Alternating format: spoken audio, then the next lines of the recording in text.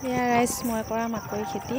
আজি আবেলি সময়ত পথাৰলৈ ওলাই আহিলোঁ আৰু মনটো বহুত ভাল লাগিছে। এনেকুৱা সেউজীয়া পথাৰৰ মাজত ফুৰিলে বহুত ভাল লাগে। আৰু ওচৰতে আমাৰ শিৱ মন্দিৰ আছে, কি ধুনীয়া মানে বাবাৰ ভক্তিমূলক গীতবোৰ বাজি আছে, শুনিয়ে ভাল লাগিছে। আৰু পথাৰখন চাওকচোন কি ধুনীয়া সেউজীয়া সেউজীয়া হৈ আছে। মাকৈ খেতিখিনি ভাল হৈছেনে নাই জনাবচোন। এইখিনি মাটিতে মই বৰো ধানৰ খেতি কৰিছিলোঁ, শালি ধানৰ খেতি কৰিছিলোঁ। ধানো ভাল হৈছিল, কিন্তু প্ৰফিট নোহোৱা নহয়। ধান খেতিত লাভ পাই মই আকৌ ভাবিলোঁ মাকৈ খেতি কৰোঁ। মাটিখিনি পেলাই নথৈ মই মাকৈ খেতি কৰি দিলোঁ। আৰু এনেকুৱা হৈছে মাকৈবোৰ। কিন্তু মাকৈ খেতিখিনিত মানে আৰু এটা প্ৰব্লেম হৈছে, বহুত কিছুমান মানে জংঘল গজিবলৈ আৰম্ভ কৰিছে। তাকে চাবলৈ আহিলোঁ। ঔষধে মাৰি দিওঁ নে মানুহ লগাই উঘালি দিওঁ। মানে মানুহ লগালে এটা প্ৰব্লেম হয়, মানে মানুহবোৰ বহি বহি উঘলিলে গছবোৰ বহুত থুনুকা হৈ আছে, ভাগি যোৱাৰ সন্দেহ আছে।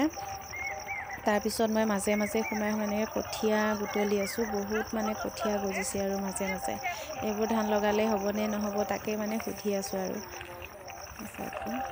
আমাৰ ইফালে বনৰীয়া ম'হো ওলাইছে, বহুত মানুহ সানিছেও। সেইবাবে সোনকালে ঘৰলৈ যাওঁগৈ বুলি আৰু জল্দি কৰি গুচিয়ে আহিছোঁ আৰু ঘৰলৈ।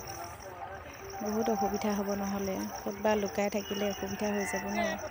বহুত মানুহ সানিছেও তেনেকৈ। চাওকচোন, মাকৈ তলিত মই জংঘলে ঘূৰি ফুৰিছোঁ।